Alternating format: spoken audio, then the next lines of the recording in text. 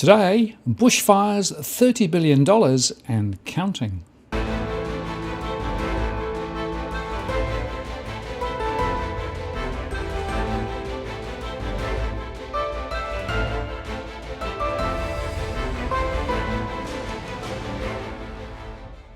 Hello again, it's Martin North from Digital Finance Analytics, one of the latest posts covering finance and property news with a distinctively Australian flavour.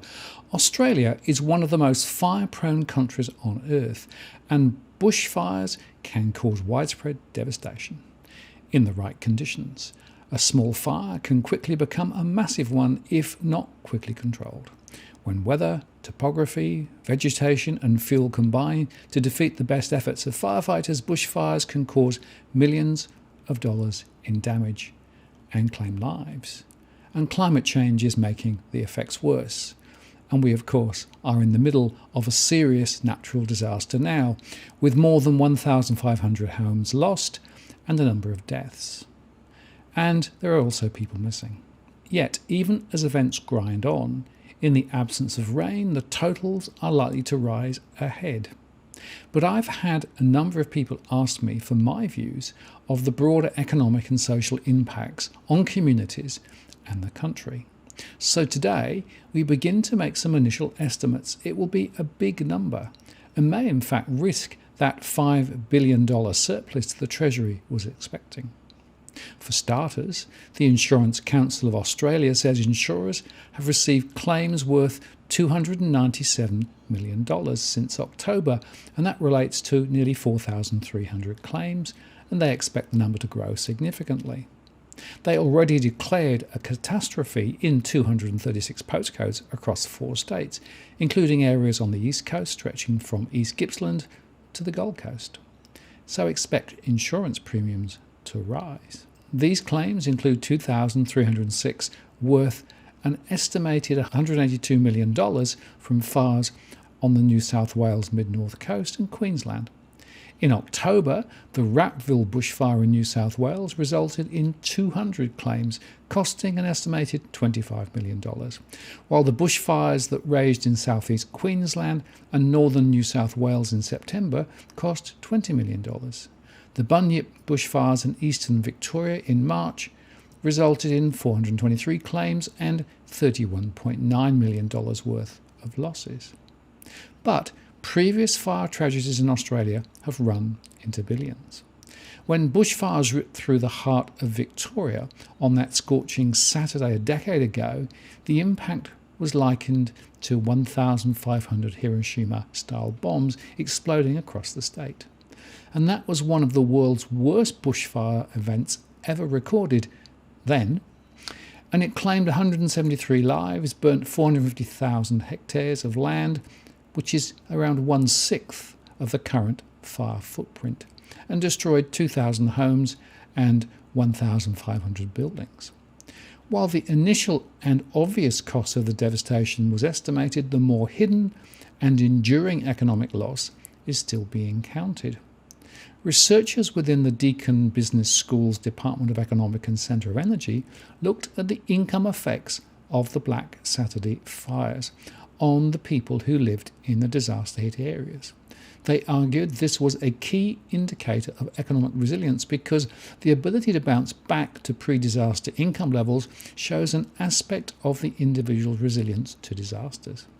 They looked in detail at different demographic groups such as gender, age, low income, middle income, high income individuals, homeowner status, and how individuals in each sector were affected across 37 statistical areas, the SA2 size, which are the medium-sized general purpose areas that represent a community that interacts together socially and economically, roughly corresponding to postcodes.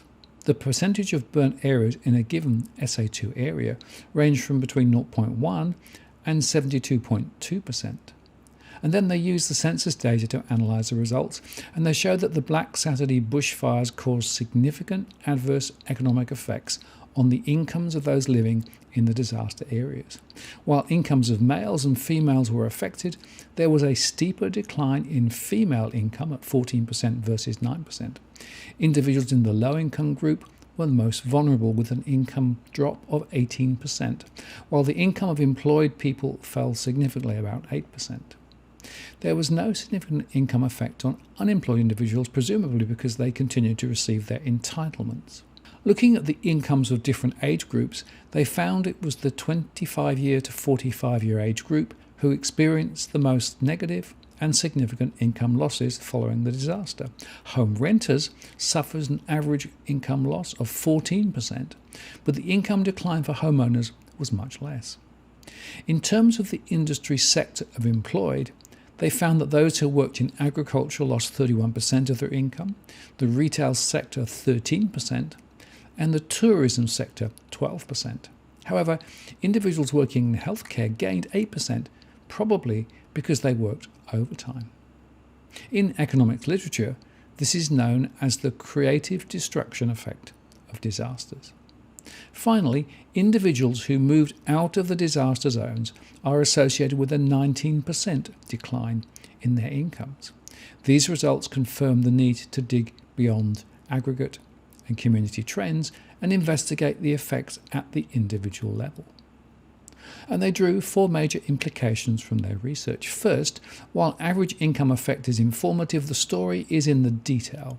Individual demographic groups and sectors of employment point to sizable economic vulnerabilities. Second, disaster recovery and relief assistance arrangements could be enhanced by considering an individual's vulnerabilities with a view to enhancing their economic resilience. In other words, there is room to rethink how we build a sustainable disaster recovery model on limited budgets. Third, the migration effects of the Black Saturday bushfires are substantial. Bushfires are frightening and devastating. They found that the Black Saturday bushfires had permanent effects on an individual's location decisions in terms of moving out and not returning. This finding is also supported by anecdotal evidence. And finally, the social effects were extremely negative and resulted in significant adverse mental health effects. Reduced incomes and financial capabilities were critical factors behind deteriorating mental health of the individuals who lived in the disaster zones. Then there are medical bills from the fires and smoke haze that could also run into hundreds of millions of dollars. For example, SGS economics and planning suggest disruptions caused by the fire and smoke haze could cost Sydney as much as $50 million a day. And we run the risk of Sydney and Australia more broadly no longer being known for its beautiful harbours and beaches, but for its awful pollution and bushfires. Already, in regional areas, many small businesses who rely on the summer holiday trade have been decimated. And other evidence underscores the costs, which include significant and often long-term social impacts, including death and injury, and impacts on employment, education, community networks, health and well-being. For example, Tasmania faced a $25 million bill in health costs from bushfires and smoke haze at the beginning of 2019. But then the current crisis is on a much bigger scale. As well as the psychological trauma, health impacts are likely to be long-term, from being forced to breathe poor, smoke-laden air, stress, and other impacts. Around a third of the Australian population has already been impacted in some way, with prolonged episodic exposure and sometimes extreme health impacts. And then between 1967 and 1999, bushfires in Australia resulted in 223 deaths and 4,185 injuries at a total cost of $654 million, while total insurance and other costs from bushfires were less than from the floods. Severe storms, tropical cyclones or earthquakes during the period of analysis, bushfires claimed more lives than any of these other disasters.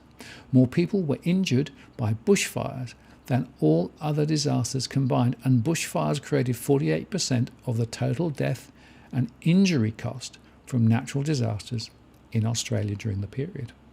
Some bushfires are truly devastating. The 1939 Black Friday fires in Victoria burned almost 2 million hectares, claimed 71 lives, and destroyed more than 1,000 homes, including entire townships. In adjusted terms, these fires cost some $3 billion. In the 1983 Ash Wednesday fires in Victoria and South Australia, they claimed 75 lives and more than 2,000 homes and more than 400,000 hectares of country. Total property losses were estimated to be over $400 million back then, but today they would be closer to $2.5 billion.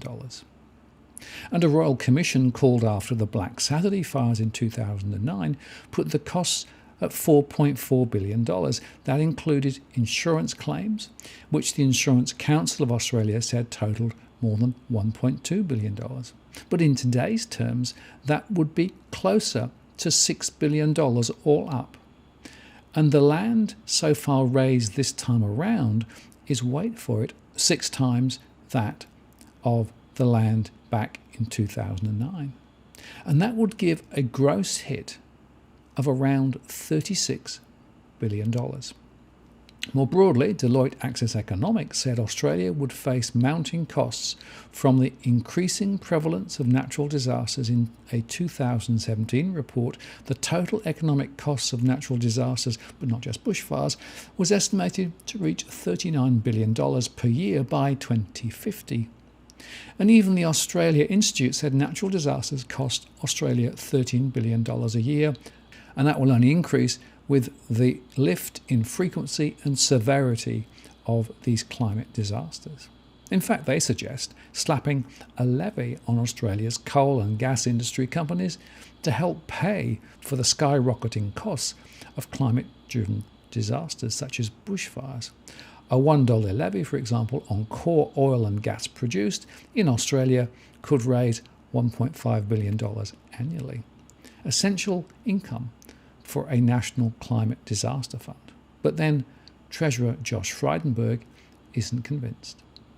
The federal government will not be introducing a disaster levy, he said in a statement to AAP. So the 30 billion number is grounded in some basic estimate, but of course the fires continue to rage, and my suspicion is that this is going to run and run.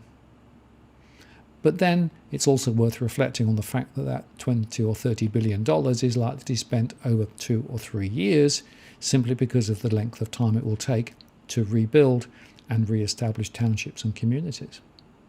Nevertheless, it seems to me that the government's $5 billion surplus could well take a hit this year.